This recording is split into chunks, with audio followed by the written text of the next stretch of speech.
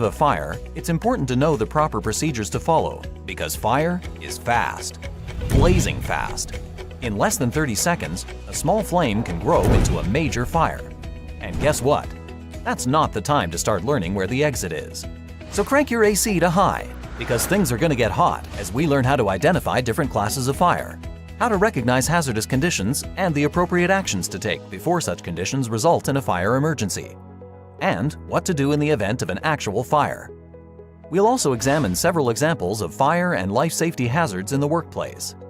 This may seem like a lot, but we'll do our best to keep you engaged throughout this entire module. We are dedicated to your ongoing safety. In addition to this training module, we conduct life safety audits, fire incident investigations, fire exit drills, fire safety inspections, hands-on fire extinguisher training, and other survival skills strategies.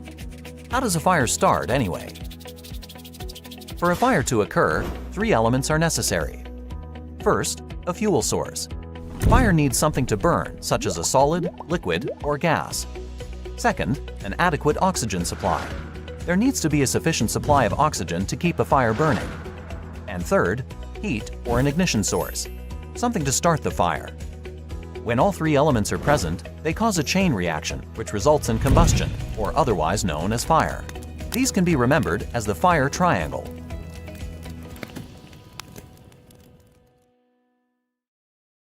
Not all fires are the same.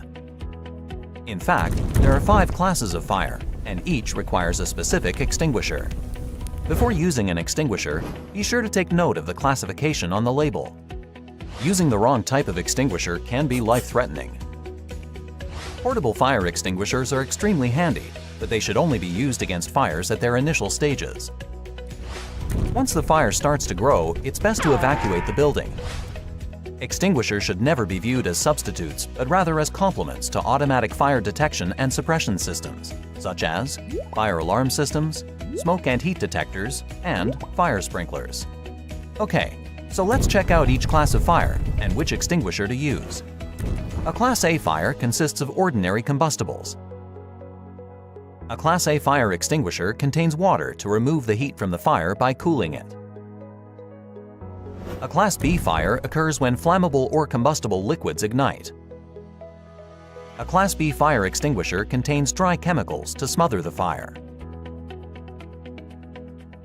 A Class C fire involves energized electrical equipment. A Class C fire extinguisher contains an agent that is non-conductive, such as carbon dioxide. A Class D fire occurs when the fuel is a combustible metal.